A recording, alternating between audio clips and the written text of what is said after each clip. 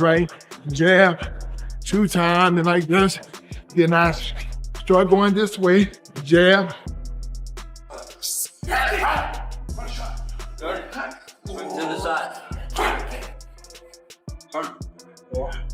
It's always gonna be somebody older than somebody in this life. Youngest, and you're never gonna be the oldest. And so you have an example on both sides that, you know, if you don't pay attention and you don't know you well to, can you do this at this time or not? You know what I'm saying? Mike Tyson trains intensely under Evander Holyfield's guidance in camp, learning boxing techniques and foot movement for his fight with Floyd Mayweather, and he is absorbing every piece of wisdom the former champion shares with discipline, focus, and speed.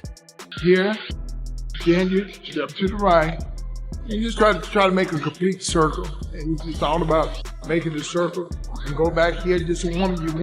In training camp, Mike applies Evander Holyfield's advice with determination, showing improved speed, sharp footwork, and a deep respect for the veteran's guidance and championship experience on display. Your posture straight and making sure you got a good midsection, you got to tighten that stomach up. And that's what a lot of times people don't understand. Evander Holyfield says that Mike fighting at this age is not as dangerous as people make it seem, and fear only exists if you allow it, but courage is what makes the fight real. It's up to me to allow myself to be afraid. I'm talking at any given time, at anything. Whether I know how to do it or not. You know, the Bible said, fear not. It's up to you to fear. It's a choice. It's not that you have to, but in a situation, when it comes down, when you really want to do something real well, you know, fear is just right there, like that, ready to catch you if you heed to it. When you're young, you make mistakes, and when you're older, you make mistakes. Sometimes people forget about when you get older. But you know, you have a choice to make. You know, it's a choice you have to make, and you have to be honest with yourself. When honesty comes from yourself, then you ain't gonna do nothing to prove a lot of. Mike Tyson trains relentlessly in camp, absorbing every drill, focusing on precision, power, and speed, pushing himself hard with sweat flying and determination burning, unstoppable every single session. That corporate fight, Mike, he's like, yeah, such as he said the right name. I was like, God, I could never get him. I could never get him.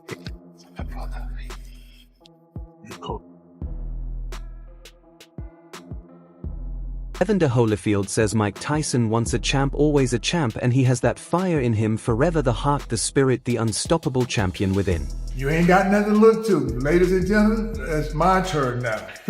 How about that? That's what ultimately, when you say the world champion, you don't want to send somebody else across the street say, I'm the champ too. I ain't worried he can say. Mike Tyson shows raw power while doing mitt work in training camp, and his punches land with real impact while his footwork stays sharp and sweat flies everywhere, and his focus is intense and his strength rises with every strike he throws. Yeah, you're up in the air. Check across the feet. Look where you are. Yeah, look where you are. It's beautiful. Beautiful, right?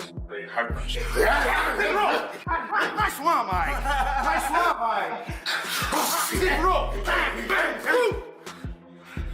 Sit roll. What's the best one? Good, good. Best one, coach. Good. How you going, man? That's the best one, coach. Sit roll. Bang, bang. Push on. Isso, that's it. Roll. Push on. Oh, yeah. Beautiful. Beautiful. Look where your left hook is when you finish, Mike. Gene Kilraw motivates Mike Tyson in training camp, boosting his confidence and pushing him to work even harder. I don't feel what the word old. I don't feel that. No. Well, you're smart going into the new wave. No, it's always the old wave. It's always this. Yeah. I could do all this stuff and not have this and this. Yeah, that's what you need. The will determine the skill. Yeah. The story of success is be around successful people. I don't believe that. No. What can you lose? What can you win from a loser? Huh? You can learn how not to lose. Huh? You can learn how not to lose. Okay, you learn how not to lose. Yeah. But you don't, You get more out of losing than you do out of winning. okay, you're my friend. Yeah. I'm going to get a heart operation. Yeah. But there's a good guy who's going to operate on me. Nice guy, nice guy. But there's another guy who did 20 operations. Gene Kilraw fires up Mike Tyson during heavy bag work, praising his strength, urging more intensity, building belief and fueling ambition with grit, speed and a championship mindset. Yeah, let's reverse it.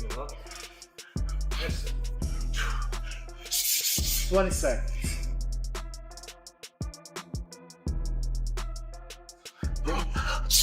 It's in the end. It's just like that.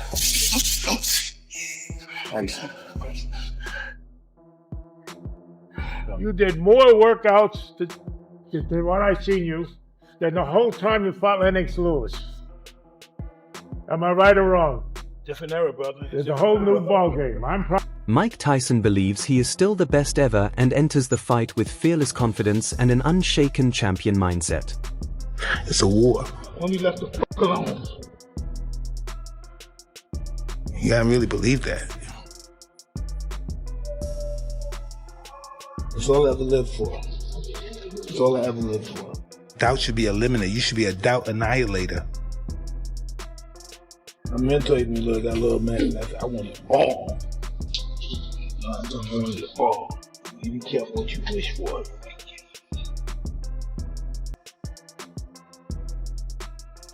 You kill people in the ring, you should kill doubt in your mind and in your soul. Mike is doing heavy dumbbell exercises to build strength, endurance and explosive power. You fucking crazy? Only 12. That's all we want. To the middle. 1, 2, 3, A little slow on the way down. 4. There we go. 9. One more. And slow. 10. No problem. Great set. Best set yet. Final round. Last one. Nice and strong. 30 times. Touch and go. 1, 2. Here we go. 3, 4. Nice. 5. Yes, sir. 6, 7. Strong. 8. Strong. 9. Got this. We go. 2, 3, 4, 5, 6, 7. Let's go. 8, 9. One more. 10 up. Nice work, Mike. Yes, sir. Daniel Cormier recently shared his thoughts on the exhibition clash between Mike Tyson and Floyd Mayweather Jr., highlighting how unusual the matchup appears on paper, and he emphasized the dramatic physical difference between the two legends, noting that Tyson built his legacy as a heavyweight powerhouse while Mayweather developed his greatness across much lighter divisions, and Mayweather's professional journey began around the 130-pound mark, and even when he moved up in weight classes, he never operated anywhere near heavyweight territory. At 154, and he was severely undersized at 154. Floyd Mayweather was a guy that fought in the 130s to start his career, and then fought up as high as 160 maybe. Floyd Mayweather was a small guy. He's now going to fight Mike Tyson, who is the heavyweight champion in the world. I respect these two men so great a degree that it's hard for me to almost make negative statements about them. But I think that our job as talking heads is to tell you the truth, regardless of how much you admire someone or the applause and adulation you have for them. You got to tell them the truth. I don't get this. I don't get this for the life. Daniel Cormier explained that the dramatic difference in physical size is enough to capture attention on its own, and in his view the matchup becomes fascinating because it pits refined technical brilliance against natural heavyweight power, and he noted that one competitor built a reputation on overwhelming opponents with force while the other constructed a legacy through precision timing and defensive intelligence, and Cormier also pointed out that their professional journeys developed under entirely different conditions shaped by separate generations of competition and contrasting styles of opposition, and one rose to fame through explosive finishes that stunned audiences while the other mastered control and ring awareness to outthink rivals, and that sharp stylistic divide combined with the physical disparity is what also creates genuine intrigue and keeps fans debating how such contrasting strengths might collide. Helps him manage all those things, made a boatload of money to fight Jake Paul last year. It's not a money play. Floyd, I saw a thing this morning, him talking about keeping his money clean, stuffing hundreds of thousands of dollars in a plastic bag. These guys don't need money. A lot of times when you get these great champions fighting well past their prime, it's to make cash. We see it a lot.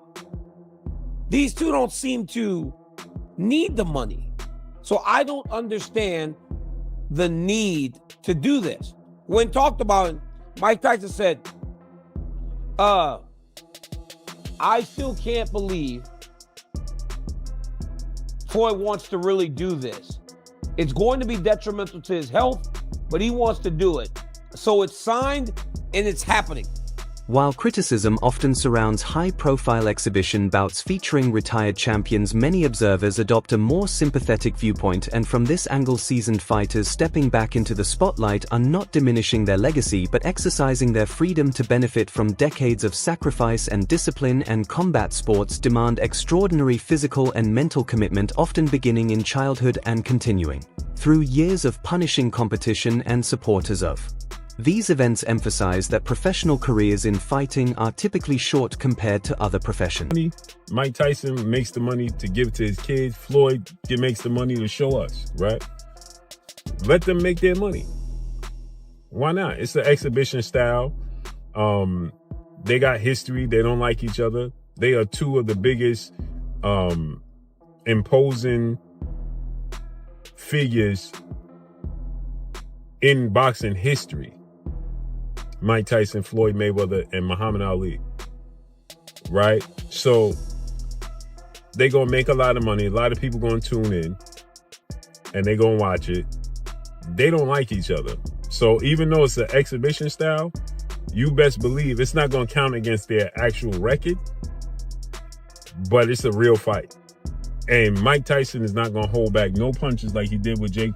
The window to earn substantial income at the highest level can close quickly due to age, injury, or shifting promotional landscapes, and if recognizable names can still generate interest and draw audiences in a controlled exhibition setting, some believe it is a practical decision rather than a desperate one. And there is also an argument rooted in autonomy, and veteran athletes understand the risks better than anyone, and having endured rigorous training camps and championship pressure throughout their lives, they are fully aware of what participation entails, and for many these appearances represent celebration, financial security, and a final opportunity to connect with fans who supported their journey. They're box rec, and it's not sanctioned by a commission or any of that or that, but you best believe they're gonna wanna, so they're gonna make a lot of money, and it's gonna be entertaining because they don't like each other. There's bad blood. They're going to let them fly. And neither one of them wants to go home saying they lost to the other one. Mike Tyson has been, making passes at trying to, he wanted to hit Floyd at the WBC convention. Remember that famous epic moment where he walks up past Floyd and he's receiving his belt and he just flinches at Floyd. And Floyd don't budge. He's just looking at him, right?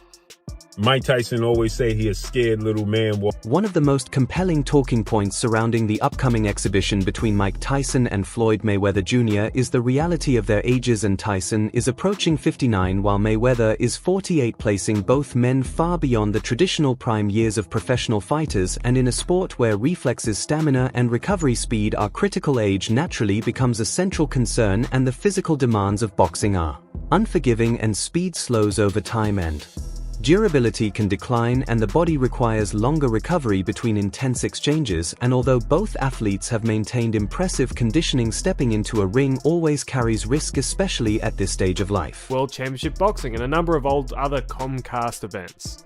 Basically, their business is they lease out the rights for footage to old fights to different networks or entities. So it is a bit weird to see them involved in a fight which I would have to assume the cost would be close to 9 figures to stage. It's just honestly puzzling, but seeing there's apparently more information about broadcast partnerships to come, I guess we'll see soon who else is. An age gap exceeding a decade adds a fascinating dimension to the matchup, raising questions about reflexes, overall conditioning, and the ability to sustain energy and maintain pace across multiple rounds. And as fighters age, timing, reaction speed, and sharpness naturally decline, while endurance can fluctuate unpredictably, particularly under the intense pressure of the spotlight. However, years of accumulated experience experience serve as a critical counterbalance and decades spent developing ring intelligence. Tactical awareness and emotional composure in high-stakes situations can help mitigate some of the physical limitations that come with age, and despite these compensations, the advanced stage of both athletes' careers ensures this exhibition is more than mere entertainment, and instead it becomes a unique opportunity to observe resilience, adaptability, and longevity, offering fans a rare glimpse into how elite fighters manage the challenges of aging while performing at the highest level in combat sports. Exhibitions are a thing we've seen throughout the history of boxing. It's nothing new. Even the great Ali ended up in odd exhibitions for big paydays.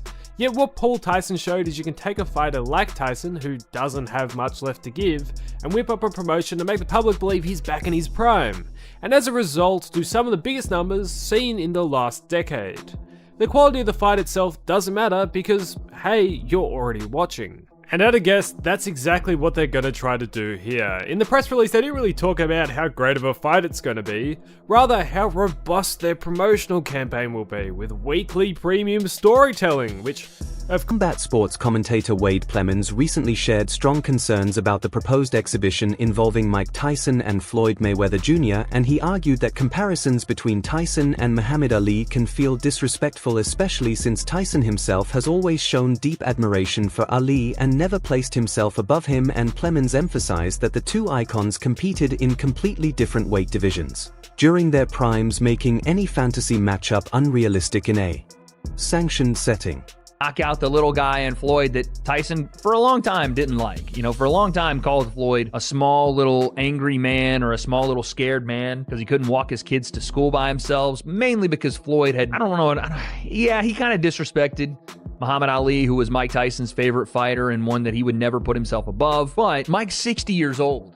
And if there was a time for Mike to get him and knock him out or whatever, it never would have happened because they were in completely different weight classes and XYZ. If you wanted to settle it outside of boxing, that's one thing, but now they're stepping into this exhibition. There's not going to be any weight classes, obviously, and there's not going to be really any winner to this, and I think we're all going to lose. I think us, the fans, are going to lose a big time because, again, I told you guys years ago that there is a certain brand of combat sports that does. He further explained that exhibitions without official weight limits or meaningful outcomes risk diminishing the legacy of legendary fighters, and drawing from history, he referenced the bout between Evander Holyfield and Vitor Belfort under the Triller banner, noting how uncomfortable it was to watch a past champion compete far beyond his peak years, and in his view such events allow younger or fresher opponents to claim victories that would never have occurred during a true prime versus prime scenario. And Plemons acknowledged the financial motivations behind these spectacles and expressed understanding about fighters securing late career paydays. However, he maintained that legacy should sometimes outweigh profit, and according to him, fans may ultimately feel disappointed watching aging legends move cautiously in what resembles a controlled sparring session rather than a meaningful contest.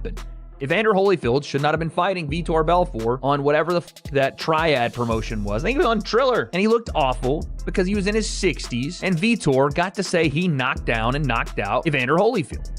And everybody knows that in Evander Holyfield's prime, he would have done work to Vitor Belfort in boxing. Same with this right here. This never would have been a prime for prime matchup. It would have made no sense to have happened. But if it did, Mike Tyson at 215 pounds, should he land at all on Floyd Mayweather, was going to send him to a different stratosphere. Now, again, we understand the reasoning behind this, and I want both guys to get paid, but this is going to be sad. And this is why I said sometimes you need to preserve your legacy. Alright everyone, stay tuned for the latest in boxing news, highlights, events, and stories. Subscribe to Ring Headquaterzz and turn on notifications so you never miss an update. Be sure to watch our other videos too. Until next time, take care and stay safe.